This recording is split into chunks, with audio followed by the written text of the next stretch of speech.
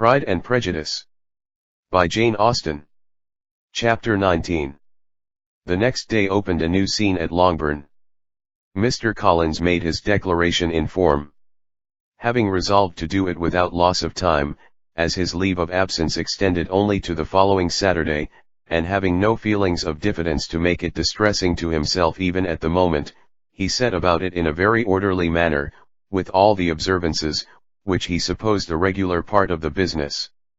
On finding Mrs. Bennet, Elizabeth, and one of the younger girls together, soon after breakfast, he addressed the mother in these words: "May I hope, madam, for your interest with your fair daughter Elizabeth, when I solicit for the honor of a private audience with her in the course of this morning."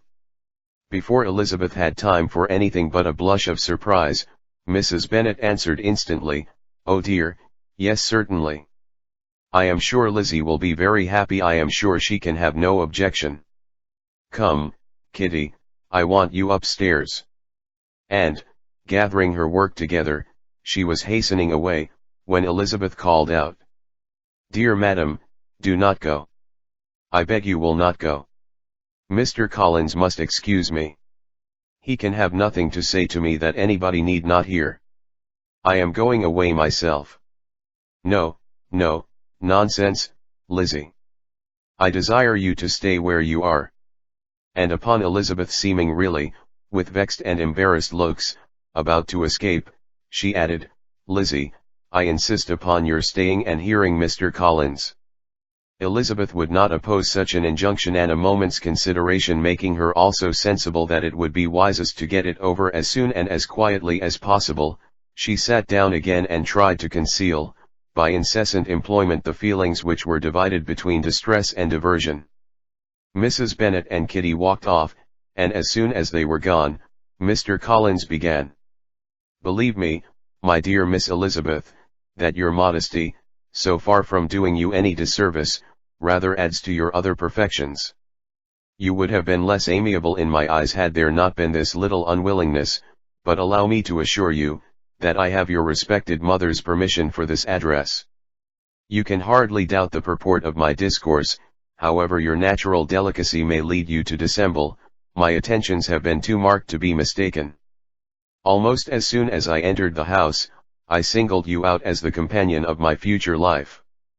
But before I am run away with by my feelings on this subject, perhaps it would be advisable for me to state my reasons for marrying and, moreover, for coming into Hertfordshire with the design of selecting a wife, as I certainly did."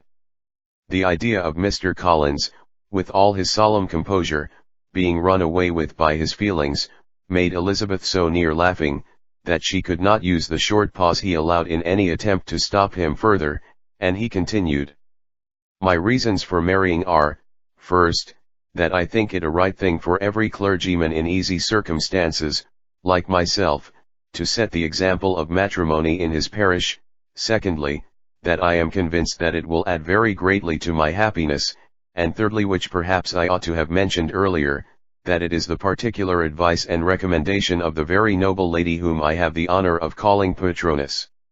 Twice has she condescended to give me her opinion, unasked too, on this subject, and it was but the very Saturday night before I left Hunsford between our pools at Quadrille, while Mrs. Jenkinson was arranging Miss de Bourgh's footstool, that she said, 'Mr. Collins, you must marry.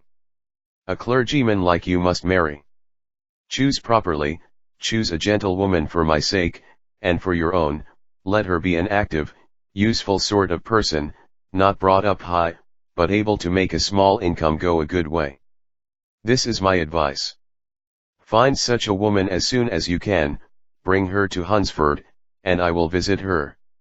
Allow me, by the way, to observe, my fair cousin, that I do not reckon the notice and kindness of Lady Catherine de Bourgh as among the least of the advantages in my power to offer.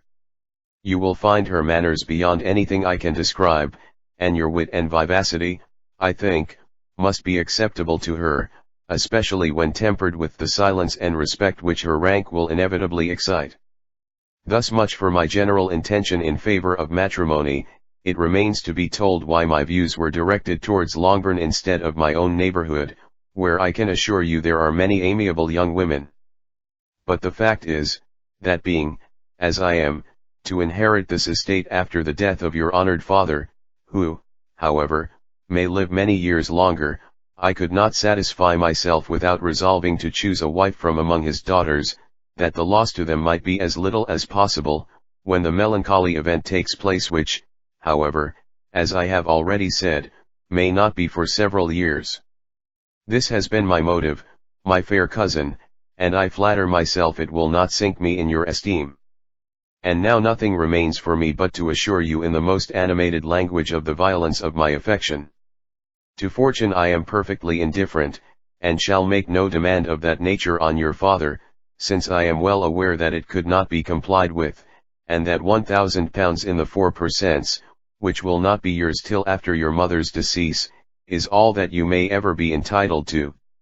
On that head, therefore, I shall be uniformly silent, and you may assure yourself that no ungenerous reproach shall ever pass my lips when we are married." It was absolutely necessary to interrupt him now. "You are too hasty, sir," she cried. "You forget that I have made no answer. Let me do it without further loss of time. Accept my thanks for the compliment you are paying me. I am very sensible of the honor of your proposals, but it is impossible for me to do otherwise than to decline them." "I am not now to learn," replied Mr. Collins, with a formal wave of the hand, "that it is usual with young ladies to reject the addresses of the man whom they secretly mean to accept, when he first applies for their favor, and that sometimes the refusal is repeated a second, or even a third time. I am therefore by no means discouraged by what you have just said, and shall hope to lead you to the altar ere long." "Upon my word, sir," cried Elizabeth, "your hope is a rather extraordinary one after my declaration. I do assure you that I am not one of those young ladies, if such young ladies there are, who are so daring as to risk their happiness on the chance of being asked a second time. I am perfectly serious in my refusal. You could not make me happy, and I am convinced that I am the last woman in the world who could make you so. Nay, were your friend Lady Catherine to know me, I am persuaded she would find me in every respect ill qualified for the situation." "Were it certain that Lady Catherine would think so," said Mr. Collins very gravely, "but I cannot imagine that her ladyship would at all disapprove of you. And you may be certain when I have the honor of seeing her again, I shall speak in the very highest terms of your modesty, economy, and other amiable qualification. Indeed, Mr. Collins, all praise of me will be unnecessary. You must give me leave to judge for myself, and pay me the compliment of believing what I say. I wish you very happy and very rich, and by refusing your hand, do all in my power to prevent your being otherwise. In making me the offer, you must have satisfied the delicacy of your feelings with regard to my family, and may take possession of Longbourn estate whenever it falls, without any self-reproach.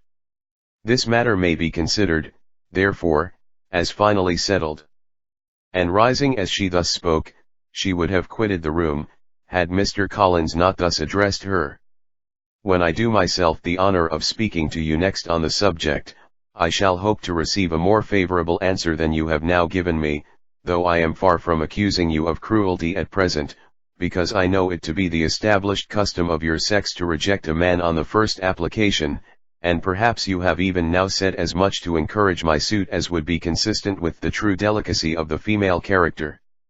"Really, Mr. Collins," cried Elizabeth with some warmth, "you puzzle me exceedingly. If what I have hitherto said can appear to you in the form of encouragement, I know not how to express my refusal in such a way as to convince you of its being one. You must give me leave to flatter myself, my dear cousin, that your refusal of my addresses is merely words of course. My reasons for believing it are briefly these: it does not appear to me that my hand is unworthy of your acceptance, or that the establishment I can offer would be any other than highly desirable. My situation in life, my connections with the family of de Bourgh, and my relationship to your own, are circumstances highly in my favor, and you should take it into further consideration, that in spite of your manifold attractions, it is by no means certain that another offer of marriage may ever be made you. Your portion is unhappily so small that it will in all likelihood undo the effects of your loveliness and amiable qualifications. As I must therefore conclude that you are not serious in your rejection of me, I shall choose to attribute it to your wish of increasing my love by suspense, according to the usual practice of elegant females. I do assure you, sir, that I have no pretensions whatever to that kind of elegance which consists in tormenting a respectable man. I would rather be paid the compliment of being believed sincere. I thank you again and again for the honor you have done me in your proposals, but to accept them is absolutely impossible. My feelings in every respect forbid it. Can I speak plainer? Do not consider me now as an elegant female, intending to plague you, but as a rational creature, speaking the truth from her heart. You are uniformly charming, cried he, with an air of awkward gallantry, and I am persuaded that when sanctioned by the express authority of both your excellent parents, my proposals will not fail of being acceptable.